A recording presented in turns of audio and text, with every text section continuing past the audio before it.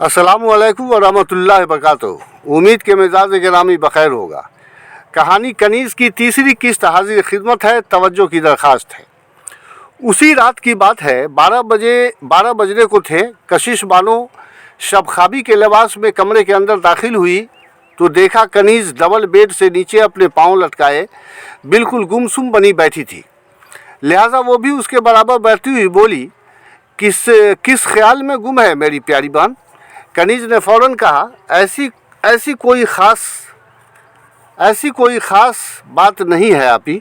मैं इरफाना खाला के कोठे से बाहर आई तो अपनी इमारत के सामने हसीन घोड़ी को देखकर सोचने लगी कि अब मोटर कार व दीगर छोटी बड़ी सवारियों के इस ज़माने में हसीन घोड़ी का शहसवार कौन हो सकता है।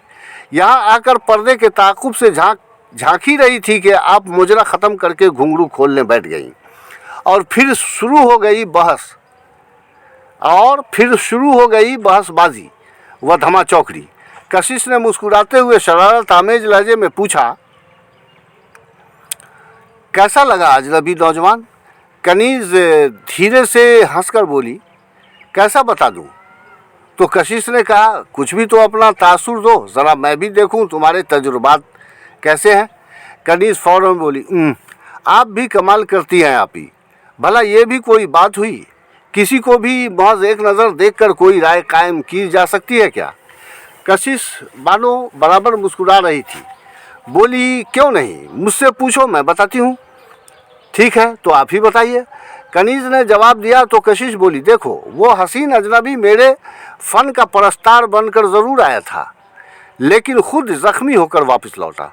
हाय अल्लाह, वो कैसे आपी? कनीज़ ने पूछा तो कशिश बानीखेज़ अंदाज में मुस्कुरा कर बोली, तुम्हारी तीर नज़र के वार से। कनीज़ जल्दी से अपना मुंह दबाकर हंस पड़ी और कहा, वाकई आप भी गज़ब की खातून हैं आपी। और कोई नहीं मिला तो मुझे ही छेड़ने बैठ गईं। ये सच नहीं है मेरी मोहसिना आपी जान। आपको बखूबी पता है कि मैं अपनी आदत के मुताबिक हमेशा मोहतात और इस किस्म के जज्बों से बिल्कुल बेनियाज रहती हूँ।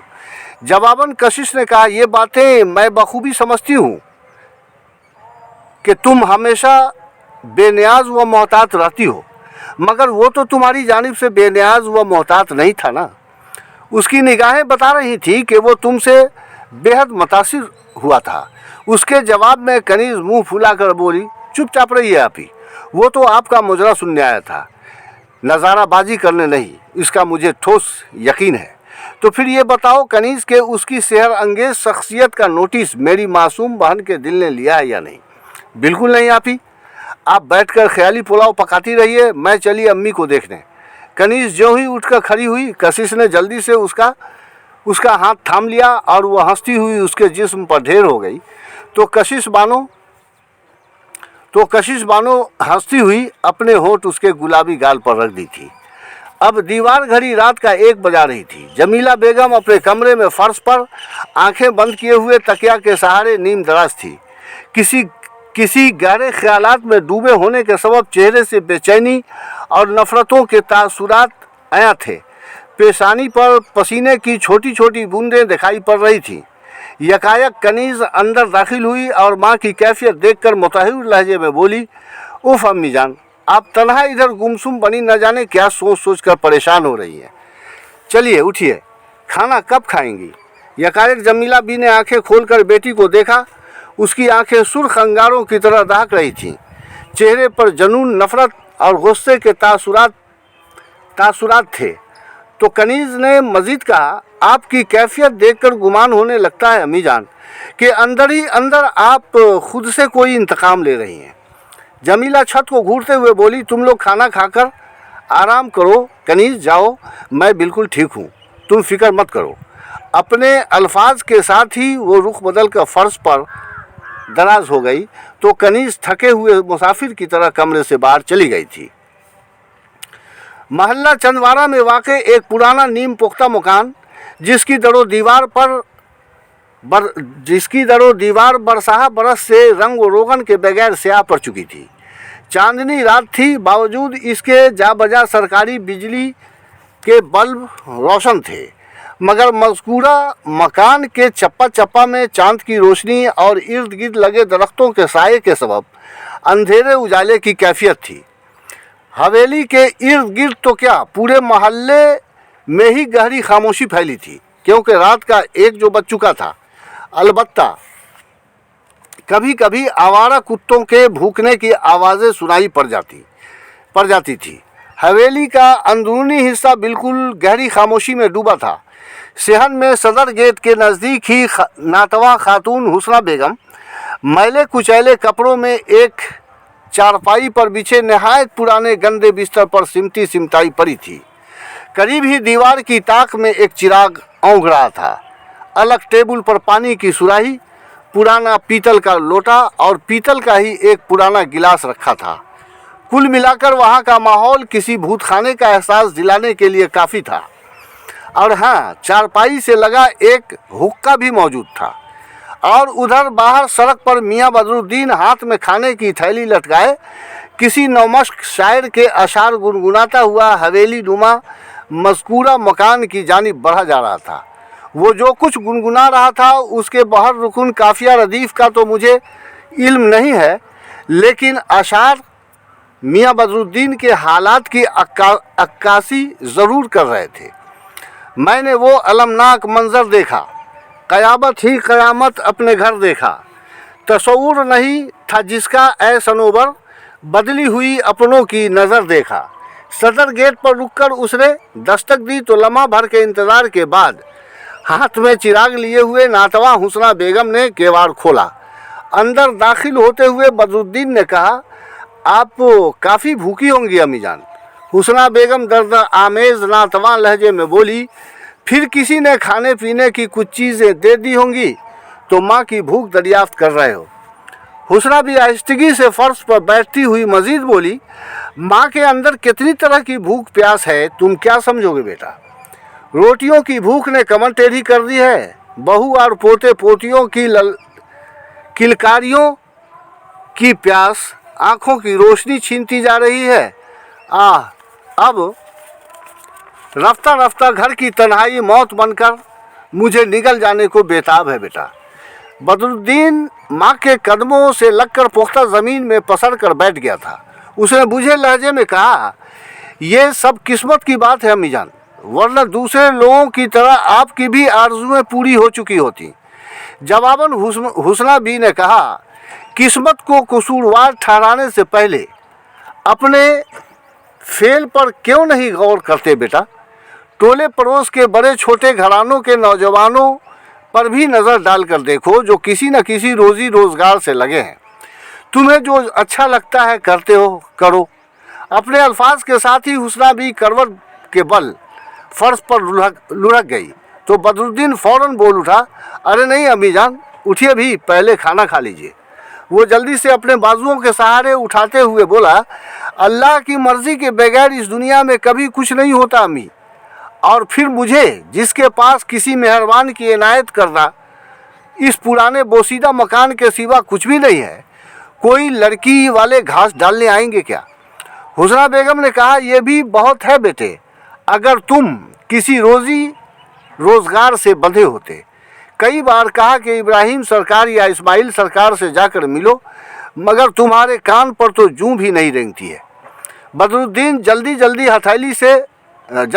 थैली से खाने का सामान निकालते हुए बोला, अम्मी जान, मेरे कमज़र्फ़ अब्बा ने जो कारनामा अंजाम देकर मुँह की खाई, उसे याद करके कोई भी बेटा उन अजीम हस्तियों के सामने जाने की हिम्मत कर सकता है क्या। कम से कम मुझ में तो इतनी जुर्रत हरगिज़ मुमकिन नहीं।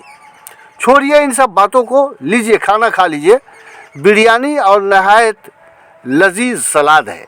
उसने खुद से माँ का हाथ धोया और फिर बेचारी हुस्ना भी जमीला बेगम के घर का खाना खाने लगी थी।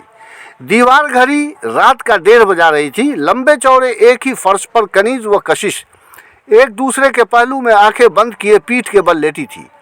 कशिश आंखें बंद किए हुए कनीज की जानिब करवट ली तो कनीज ने गर्दन घुमाकर कनखी से उसे देखा और फिर आंखें बंद कर ली तो कशिश अपना सर उठाकर झांकने के अंदाज में उसे देखने लगी। उसी पल कनीज भी गैर इरादी तौर पर अपनी आंखें खोल दी और दोनों ही मुस्कुरा पड़ी। कशिश ने उसे अपनी आगोश में लेते हुए कहा, किसी तस्वुर में तो नहीं भटक रही है मेरी गुड़िया बान? कनीज मुस्कुरा कर बोली, अगर यही बातें मैं आपसे पूछूं तो आपी? कशिश भी मुस्कुरा पड़ी थी। मुझे इस कदर बेचैन कभी देखा है क्या जितनी तुम दिखाई पड़ रही हो? कनीज कुफ्त आमेज लहजे में बोली, उफ आपी, अल्लाह जाने आज आपको क्या हो गया है। ले देकर बस एक ही बात, ये जानते हुए भी कि अम्मी जान के नज़दीक प्यार और मोहब्बत और वादे वईद का कोई मानी मफहूम नहीं होता है। कशिश ने कहा, बखूबी जानती हूँ डार्लिंग, लेकिन मैंने तुम्हारे बेनकाब होते ही खाला जान की सोच के बरक्स अजनबी मासूम नौजवान की आंखों में जो चमक देखा था वो उसके मचल उठने वाले जज्बात की मुकम्मल अक्कास थी। कनीज, वैसे भी अगर खाला जान की निगाहें प्यार और मोहब्बत की अहमियत खो चुकी हैं तो इसका ये मतलब हरगिज़ नहीं होता कि तमाम आलम के इंसानों के जज्बात भी फरेब खुर्दा खाला जान के जज्बात की तरह मर चुके हैं। उन्हें अपनी तौर पर दूसरों के लिए भी ऐसा नहीं सोचना चाहिए। कनीज उठकर बैठती हुई बोली, मगर आप ही उन्हें समझाएगा कौन? किसकी हिम्मत है? जानती ही है वो मुझे अपने पेशे के हर फनून की तरबियत देने और दिलवाने के बावजूद महफिल का तमाशा बनने नहीं देना चाहती। उनका मकसद है कि मैं आला तालीम हासिल करके आला सरकारी मुलाजमत अख्तियार करूँ। किस कदर पहरा है मुझ पर? कशिश गुरूर से मुस्कुरा कर बोली, मगर मुझे यकीन है कि हर पाबंदी, हर पहरा ख़त्म हो जाएगा रानी, जब वो हसीन नौजवान दिल के नया खाने में उतर जाएगा। फिर तो शायद तुम उसके लिए मुजरा भी शुरू कर दोगी। और कनीज मुस्कुराकर उसकी बात काटी, हरगिज़ नहीं आपी, इम्पॉसिबल। अम्मी जान ये बात कभी तस्लीम नहीं कर सकती। कशिश ने कहा, जब अपना दिल खुद अपने इख्तियार से बाहर हो जाता है ना तो बुजुर्गों की बड़ी बड़ी नसीहतें भी धरी रह जाती हैं, और फिर महबूब के लिए मुजरा तो क्या, उसकी ख्वाहिश के एहतराम में कुछ भी करने पर दिल आमादा हो जाता है। कनीज गुरूर से बोली, मेरे अंदर अब तक ऐसा कोई जज्बा नहीं है जैसा आप फरमा रही हैं। ताहम अगर खुदा न खास्ते कभी ऐसा कुछ हुआ तो वैसा कोई भी इंसान मेरा महबूब हो ही नहीं सकता जो मुझे रकासा की शक्ल में देखना चाहेगा। कशिश मचल उठी, बहुत खूब, सोच तो बहुत आला है मेरी लाडली बहन। एक लंबा सांस लेकर वो शोखी से मुस्कुराकर मजीद बोली, जो भी हो मगर साला था बहुत प्यारा और मासूम। चुनांचे दोनों अपने अपने मुंह दबाकर हंस पड़ी। फिर कनीज ने फौरन पूछा, आप ही क्या आपको यकीन है कि वो फिर आएगा? कशिश बोली, आखिर ज़ुबान पर आ ही गई नहीं दिल की बात, अभी से इंतज़ार की कशमकश शुरू हो गई। कनीज शर्माए अंदाज में बोली, उफ नहीं आपी, मैंने यूं ही पूछा था। लीजिए अब आप तस्वुर में ख्याली पुलाव पकाती रहिए, मैं अब सो जाती हूँ। वो मुखालिफ सिमत करवट होकर सो गई तो कशिश हंसती हुई उसे अपनी आगोश में ले ली थी। उस दिन इतवार था और शाम के 4 बजे थे। मौसम काफ़ी गर्म था। शहर के मोती झील में वाक़े राहत जनरल स्टोर में कुछ मुस्लिम व गैर मुस्लिम मर्द व ख़ातीन, लड़के लड़कियां अपनी अपनी ज़रूरियात की चीज़ें ख़रीदने में मसरूफ़ थे। कई सेल्समैन अपनी अपनी कारकर्दगी में मशगूल थे। नकाब पोश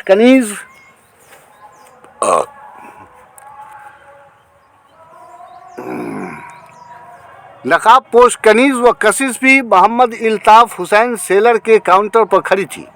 उनके आगे मेकअप और दीगर ज़रूरियात की चीज़ें फैली थी। अल्ताफ़ हुसैन ने उन चीज़ों को थैले में पैक किया और बिल बनाकर ज्यों ही अपना सर उठाया दफतन उसकी निगाहें सड़क की जानिब उठ गईं। दुकान से बाहर तस्करान इब्राहिमी अपनी घोड़ी से आकर रुक गया था। अल्ताफ़ हुसैन के होंठ मुतबस्सुम हो उठे तो कनीज व कशिश ने भी दुकान से बाहर की जानिब देखा और दोनों चौंक पड़ी। उसी लम्हा वो हाथ में चाबुक लिए स्टोर में दाखिल हुआ। उस वक्त अधेड़ उम्र स्टोर मालिक अब्दुल गनी कैश काउंटर पर बैठे थे। वो फ़ौरन चौंक कर बोले, अस्सलामु अलैकुम बेटे। तस्करान ने चौंकते हुए मुस्कुरा कर कहा, वालेकुम अस्सलाम, कैसे हैं क़िबला मोहतरम? अब्दुल गनी ने प्यार से मुस्कुरा कर कहा, अल्हम्दुलिल्लाह। अरे बेटे इल्ताफ़, देखना ज़रा शहज़ादे बाबू को क्या चाहिए। इल्ताफ़ जल्दी से बोला, जी चचा जान। मैं अब फ्री भी हो चुका हूँ। अपने अल्फाज के साथ ही इल्ताफ ने हाथ में लिया हुआ बिल कशिश बानो को थमा दिया, जबकि वो दोनों बहनें कैफियत बेनियाजी के साथ तस्करान को ही देख रही थी। चुनांचे वो भी आकर दोनों बहनों के पहलू में खड़ा हो गया और अपनी जानिब मतवज्जा दोनों की आंखों से आंखें चार होते ही वो मामूली हैरत के साथ सर झुकाकर कुछ याद करने लगा। इल्ताफ हुसैन मुस्कुराकर बोला, कहाँ खो गए साहबजादे, क्या खिदमत की जाए जनाब की। तस्करान चौंकते हुए बोला, हाँ इल्ताफ भाई, मुझे अपनी कनीज़ के लिए मोतियों का एक खूबसूरत हार लेना है। कनीज़ और कशिश चौंक कर एक दूसरे को देखने लगी और इल्ताफ हुसैन मुस्कुराकर एक बड़ा सा डब्बा निकालते हुए बोला, मुझे गुमान हो रहा है कि आप किसी उलझन में पड़ गए हैं। जवाबन तस्करान फीकी मुस्कान के साथ एक पल के लिए अपनी उचरती निगाहों से दोनों लड़कियों की खुली आंखों का जायज़ा लेकर इल्ताफ से मुखातिब होकर बोला, कभी कभी जब कोई देखी हुई शय दोबारा हद निगाह में आ जाती है तो उसे याद करने की कोशिशों में इंसान कुछ लम्हों के लिए उलझन में मुब्तला हो जाता है इल्ताफ भाई। इल्ताफ हुसैन हंस पड़ा और डब्बे से मुख्तलिफ हार निकाल कर उसके सामने फैलाते हुए बोला, बिल्कुल सही फरमाया आपने साहबजादे, लीजिए पसंद कीजिए। तस्करान शोखी से मुस्कुराया, मैं अकेले क्यों पसंद करूं, मोहतरमा कशिश बानो को भी मेरी मदद करनी होगी। कशिश चौंकते हुए हैरत ज़दा लहजे में हकलाई, जज जी वो। तस्करान ने फ़ौरन कहा, मुझे यकीन है मेरा कयास गलत नहीं होगा। कशिश अंदर ही अंदर मुस्कुराई, नहीं साहबजादे, 100% सही है। तो तस्करान फ़ौरन बोला, और आप। कशिश बोली, ये मेरी खालाजाद छोटी बहन।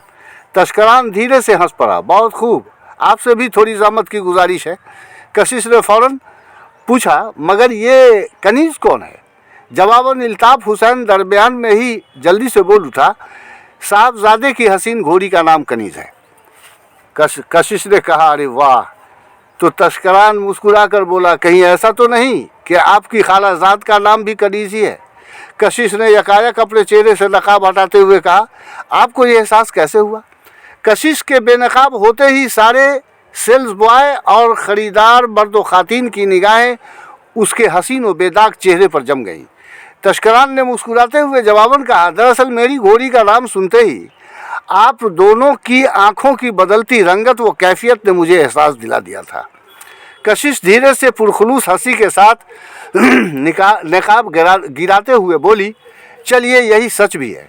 तस्करान मुस्कुराकर बोला, लेकिन इसे इत्तफाक ही समझा जाए कशिश जी, वैसे मुझे कनीज़ नाम बेहद पसंद है। अपने अल्फाज के साथ ही वो एक पल के लिए कनीज़ फातिमा की आंखों में झांकते हुए अपने हाथ का पंखा झलने लगा और छत के बंद सीलिंग फैन को घूरते हुए बोला, उफ किस कदर गर्मी है, पता नहीं कमबख्त बिजली कहाँ जाकर सो गई है।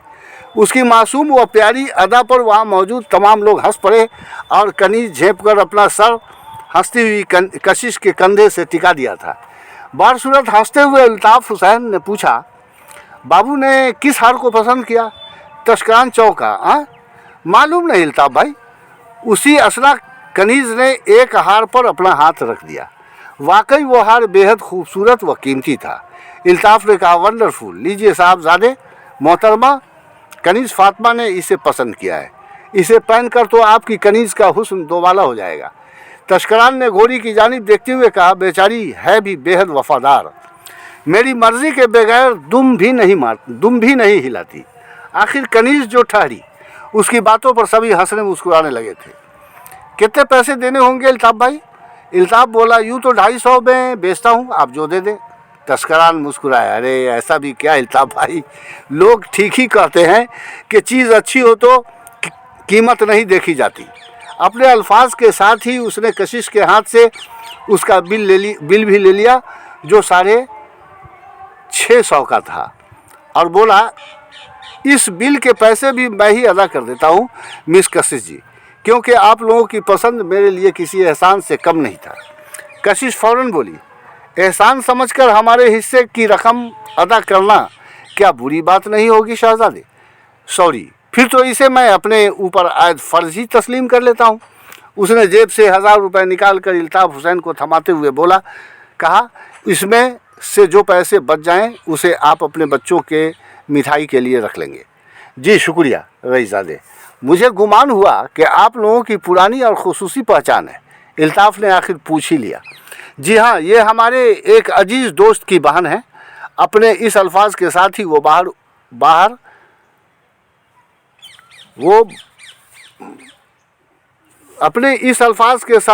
हार उठाकर आगे बढ़ गया और दुकान से बाहर जाकर घोड़ी को पहनाने लगा। लड़कियां भी थैला लेकर तेजी से बाहर निकली। दुकान से आगे जाकर रुकते हुए उसका इंतज़ार करने लगी, मगर तस्करान घोड़ी पर सवार हुआ तो अदाए बेनियाजी के साथ सड़क पर भागता ही चला गया। कनीज़ बोली, आपी, आप तो बहुत तारीफ़ कर रही थी, मगर देखा मुखातिब भी नहीं हुआ और मगरूर की तरह जा रहा है। अल्लाह ऐसा मत बोलो कनीज़, भला मासूम को मगरूर कौन कहेगा। कनीज़ ने गुस्सा दिखाया। हाँ, बड़ा मासूम है, जाइए, मैं आपके साथ नहीं जाऊंगी। कशिश हंसने लगी। अरे पगली, हम लोग फुटपाथ पर खड़े थे और वो सड़क पर घोड़ी दौड़ा रहे थे और देख ही रही हो कि सड़क पर किस कदर ट्रैफिक है। मैं समझती हूँ कि तुम्हारे सर पर भूत सवार हो गया। बिल्कुल नहीं, चलिए, वो कुछ भी रहे, मेरा क्या। कनीज़ अपने गाल पर थप्पड़ मारते हुए मजीद बड़बड़ाई, या खुदा, तू मुझे हमेशा महफूज व मोहतात रखना। कनीज़ की मासूमियत पर राह चलती हुई कशिश हंस कर दोहरी हो रही थी। बहरसूरत अब यहाँ पर मैं तवाइफ़ों की ज़िंदगी के हालात और उनके किरदारों की भी कुछ वजाहतें करना ज़रूरी समझता हूँ, जो चंद मुअम्मिर हजरात की ज़ुबानी मेरे इल्म में आईं, ताकि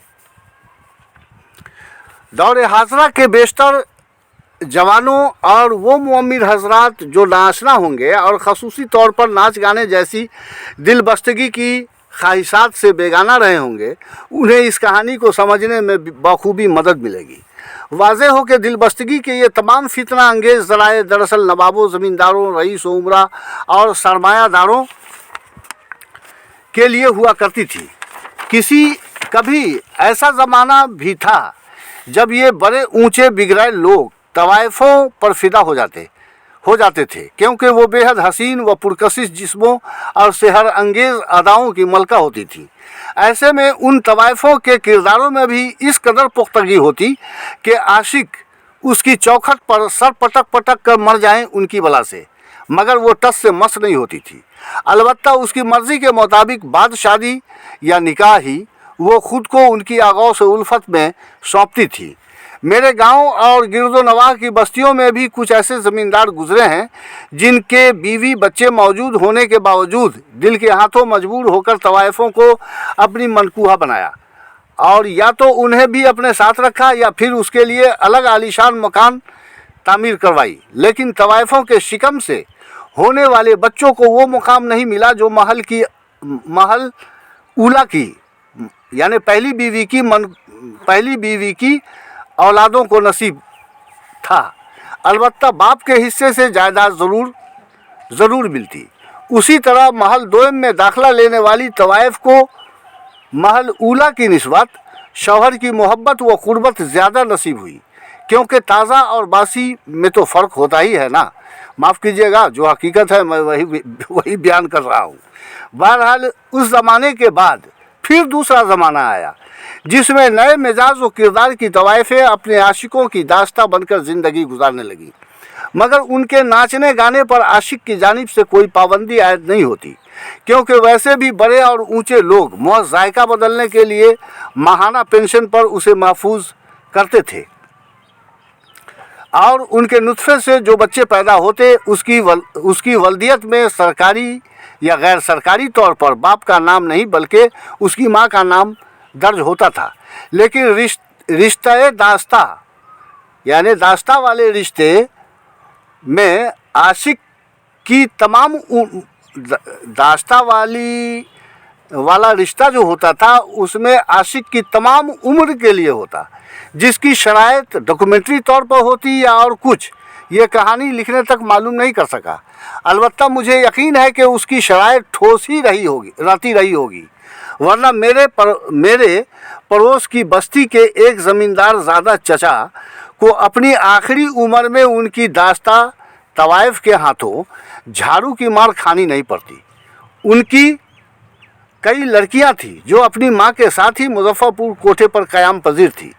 बहरहाल अब तो न वैसी तवाइफें रही और न इस कदर बिगड़ैल रईस व उमरा और सरमायादार जिनकी दिलचस्पी उस हद तक कायम हो। बरसूरत मेरी कहानी की अव्वल किरदार जमीला बेगम पहले ज़माने की पहली सफ़ वाली तवाइफज़ादी थी जो एजुकेटेड होने के बावजूद उस रईस ज़ादे के दामे फ़रेब में गिरफ्तार होकर जलील और रुसवा हुई, और उस रुसवाई के लिए वो कितनी ज़िम्मेदार थी ये बात तो आगे चलकर आपके सामने आएगी ही। मगर फ़िलहाल उसे एक रईस आज़म से इंतकाम लेने का बेहद मजबूत व ठोस हरवा मिल गया था। रही कशिश व कनीज़ की बातें, तो ये जमीला बेगम की सख्त और ठोस तरबियत व सरपरस्ती में बेहद मोहतात रहने वाली लड़कियां थीं। अगरचे कनीज़ पर्दा नशी दोशीज़ा थी और कशिश बानो महफिल की अनछुई तमाशा, बावजूद इसके उसका किरदार काफ़ी ठोस और इरादे बेहद मजबूत थे।